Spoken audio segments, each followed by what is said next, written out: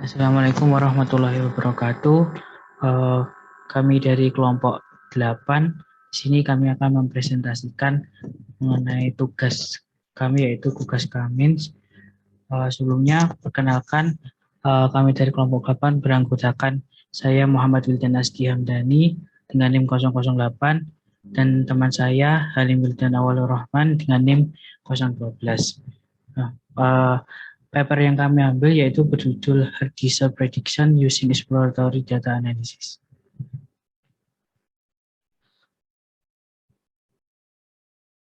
Di sini ada list konten yang akan kami sampaikan dalam presentasi kali ini. Yang pertama ada introduction, pengertian dari heat research, material method, result and discussion, feature advance, dan yang terakhir yaitu ada conclusion. Yang pertama yaitu introduction. Manusia menghasilkan banyak data dari berbagai sumber.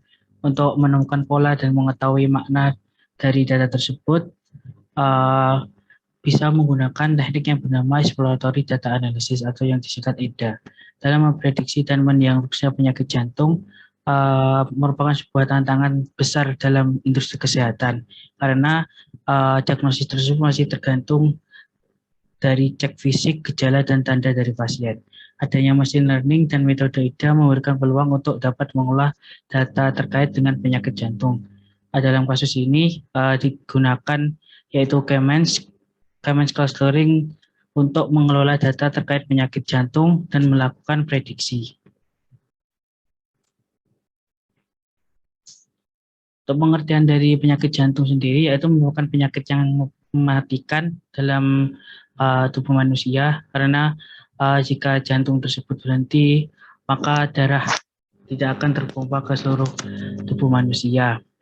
Nah, saat ini diagnosa dan perawatannya masih sangat sulit karena kurangnya spesialis dan alat diagnosa.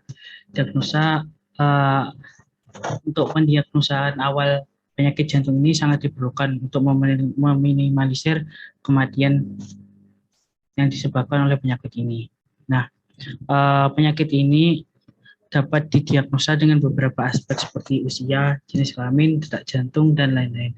Teknik yang digunakan untuk diagnosa pada saat ini masih bergantung pada riwayat kesehatan, laporan gejala, dan hasil fisik laboratorium. Yang tentunya teknik ini akan memakan durasi dan masih dinilai kurang akurat.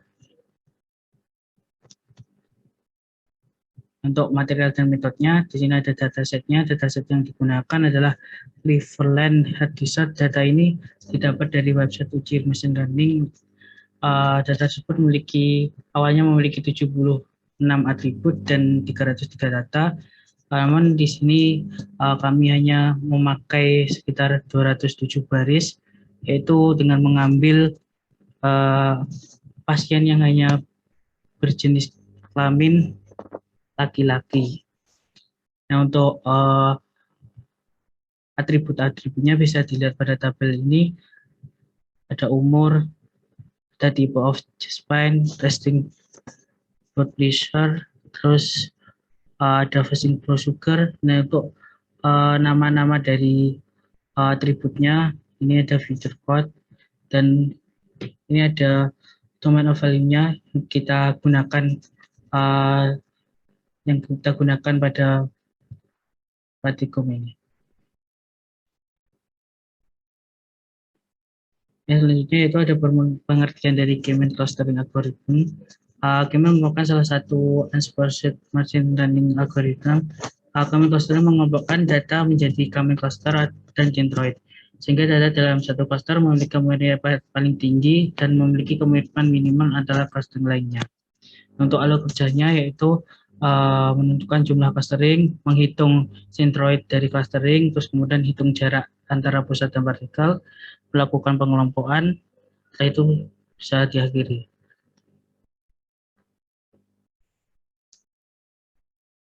Yang kami gunakan yaitu software Tableau, merupakan salah satu perangkat lunak business intelligence. Software ini dapat digunakan untuk menganalisis data dan memvisualisasikannya dalam bentuk grafis dan diagram. Selanjutnya yaitu result and discussion. Nah, kumpulan data dari penyakit jantung yang telah diproses sebelumnya, kemudian disusun dengan algoritma kami. Pada paper ini dibahas yaitu 4 jenis penyakit jantung, yaitu nyeri pada simptomatik, nyeri pada tipikal angina, nyeri pada tipikal angina, dan nyeri non-angina. Clustering dibuat menurut dari 4 jenis nyeri tersebut. Di sini analisis data divisualisasikan histogram.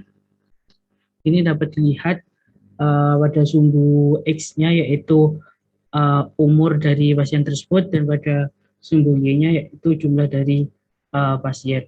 Nah, dari histogram ini dapat disimpulkan bahwa orang yang dengan usia antara 43 sampai 45 dan 50 hingga 55 memiliki resiko terkena penyakit jantung yang lebih tinggi. Nah, selanjutnya yaitu di sini visualisasi menunjukkan konstruksi kelas sasaran diabetes dengan denyut jantung maksimum. Dari kode warna terlihat bahwa kelas sasaran dengan populasi penderita diabetes diwakili oleh warna oranye, dan untuk yang warna biru menunjukkan populasi tanpa diabetes. Nah, untuk penderita diabetes ini memerlukan atribut tambahan pada blood sugar, bahwa pasien yang memiliki blood sugar lebih dari 250, itu pasien yang menderita diabetes. Nah, di sini dapat dilihat bahwa orang yang positif menderita penyakit jantung yaitu lebih banyak dari orang yang menderita diabetes. Ini yang positif range-nya lebih banyak timbang yang menderita diabetes, namun dia tidak positif menderita penyakit jantung.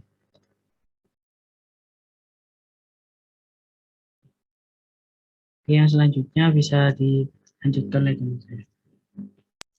Baik, terima kasih. Berikutnya adalah visualisasi yang membandingkan antara beberapa atribut, yaitu atribut penyakit jantung, atribut diabetes, dan juga tekanan darah di dalam tubuh seseorang. Nah, dari grafik ini kita menggunakan pie chart. Pada grafik positif itu berarti dia menderita atau populasi orang dalam chart tersebut menderita penyakit jantung.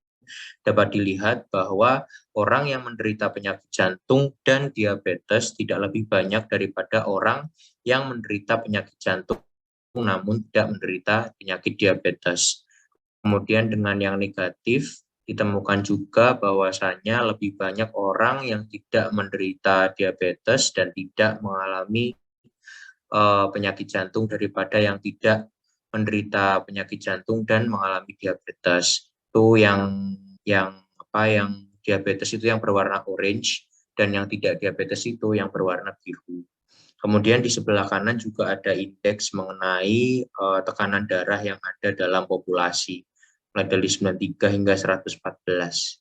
Mungkin bisa dilanjutkan berikutnya.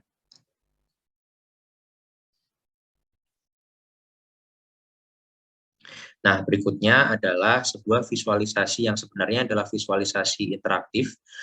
Ini menunjukkan fitur filter dengan visualisasi yang menunjukkan sebaran usia, jenis gejala penyakit jantung, dan hasil diagnosa penyakit jantungnya. Jadi sebelah kiri itu ada kolom pertama, yaitu ada target, negatif dan positif, itu menunjukkan apakah orang itu menderita penyakit jantung atau tidak. Kemudian di sebelah kanannya itu ada tipe-tipe gejala yang dia alami, dan di sebelah kanannya lagi itu menunjukkan di usia berapa, Nah, di sebelah kanannya lagi yang bentuknya kotak itu dia menunjukkan persebaran usia-usia yang mengalami jenis penyakit jantung atau nyeri dada tertentu. Misalnya atipikal angina terjadi pada usia termuda itu pada usia sekitar 26 hingga 28. Dan gejala penyakit tertua itu ada tipikal angina pada usia 76 yang ada di atas itu, target negatif itu.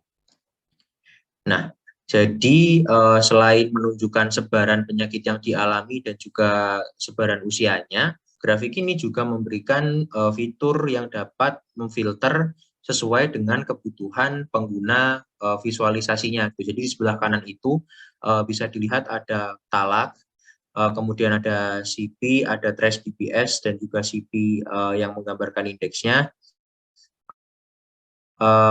Di situ dia kalau talak itu dia menggambarkan atau menunjukkan tekanan darahnya, sedangkan CP itu menunjukkan gejala sakit dada yang dialami, dan trace BPS itu dia menunjukkan tingkat gula darah ketika ada dalam kondisi istirahat. Nah, itu bisa difilter. Jadi misalnya kita ingin mengetahui hanya kisaran tekanan darah mulai dari 100 hingga 202, atau tekanan atau kadar gula dalam darah itu sekitar 150 sampai 192, itu bisa digunakan dengan fitur dari Tableau. Begitupun dengan penyakit dadanya, bisa kita pilih semuanya atau hanya beberapa pilihan atau mungkin salah satu saja gitu. Berikutnya.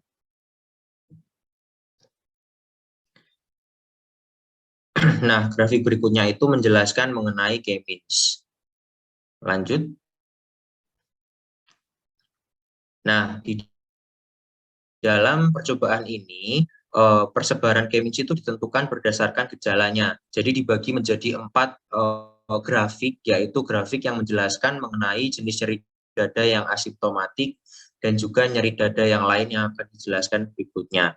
Nah, pada jenis nyeri dada yang pertama, yaitu asimptomatik, dapat dilihat di sebelah kiri bahwasanya terdapat 3 klaster. Nah, hasil klasterisasi di sebelah kiri itu dideskripsikan oleh teks yang ada di kanannya. Nah, jadi dapat dilihat bahwa ada 19 poin di dalam asimptomatik ini, di mana ketiga klaster itu masing-masing klaster pertama yang berwarna merah, dia itu ada 7 titik, dan dia itu bernilai positif. Kemudian klaster kedua hanya berjumlah 5 titik dan dia juga bernilai positif. Kemudian klaster ketiga itu ada 7 titik dan dia bernilai negatif. Tadi sepertinya terbalik ya. Jadi klaster 1 dan 2 itu yang ada di bawah, klaster 3 yang ada di atas. Nah, jadi informasi mengenai pembagian K-means-nya bisa dilihat langsung dalam tabel Tableau. Dan Tableau ketika melakukan klasterisasi secara otomatis akan menggunakan algoritma K-means, sehingga hasilnya dapat dilihat di layar. Berikutnya.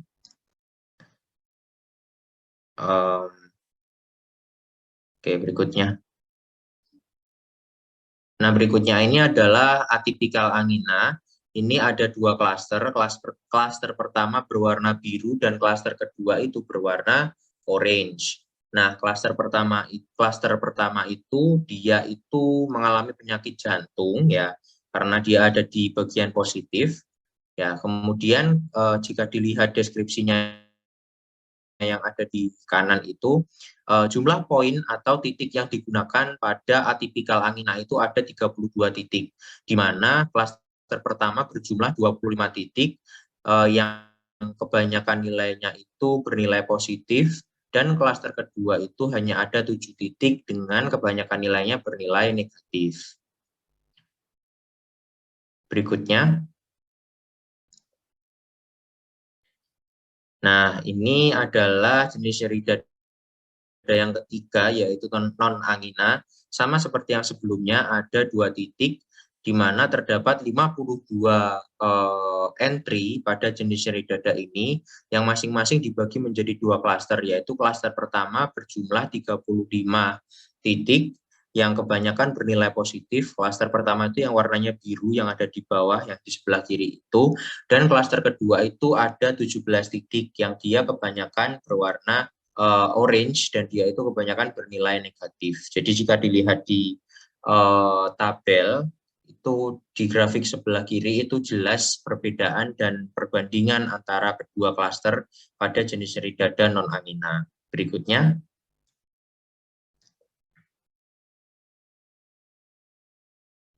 Nah, kemudian jenis nyeri dada yang terakhir yaitu angina tipikal atau tipikal angina. Ini dia terdapat dua klaster. Klaster pertama berwarna biru dan klaster kedua berwarna orange. Pada angina tipikal, dia itu terdapat 104 poin yang masing-masing dibagi menjadi klaster pertama sejumlah 21. Jadi yang bawah itu ada 21, di mana dia bernilai positif, artinya 21 orang dengan angina tipikal itu menderita penyakit jantung. Sedangkan yang 83 itu mereka tidak mengalami penyakit jantung. Yang ada di atas itu. Jadi begitulah pembagian atau visualisasi dengan menggunakan algoritma K-means, di mana dengan algoritma ini kita dapat mengetahui proporsi jumlah orang yang mengalami penyakit jantung, kemudian klasterisasinya dan juga jenis-jenis klaster dan beberapa titik yang dihuni oleh masing-masing klaster. Berikutnya. Nah, kemudian kita masuk di Future Advance dan juga Conclusion. Di sini kita dapat mengetahui bahwa salah satu faktor yang digunakan untuk mengenali gejala penyakit jantung itu adalah nyeri sakit dadanya atau nyeri yang dialami oleh pasien. Dalam paper ini, penyakit jantung diprediksi dengan 4 jenis nyeri dada, seperti yang sudah digambarkan dalam visualisasi sebelumnya. Nah, dataset yang digunakan itu diklasterisasi berdasarkan prediksi kejadian nyeri pada dada. Jadi berdasarkan hasil visualisasinya, kita dapat memprediksi bahwa orang-orang yang mengalami gejala atau nyeri dada tertentu itu memiliki indikator yang lebih besar untuk mengalami penyakit jantung. Seperti misalnya pada angina tipikal tadi, terdapat lebih banyak orang yang memiliki resiko, tidak lebih banyak orang yang memiliki resiko penyakit jantung daripada orang yang mengalami nyeri dada tersebut. Seperti itu. Kemudian, dalam percobaan ini, hambatan yang kami temukan adalah ketidakjelasan jenis filter yang digunakan oleh penulis, sehingga sulit untuk melakukan replikasi atau implementasi percobaan yang sama persis dengan yang digunakan oleh penulis. Walaupun demikian, kami berhasil mendapatkan visualisasi kami sendiri dan juga kami berhasil mendapatkan kesimpulan yang berdasarkan dengan hasil visualisasi kami, di mana kami dapat menemukan beberapa klaster sesuai dengan jenis-jenis nyeri dada yang ditunjukkan oleh pasien. Berikutnya.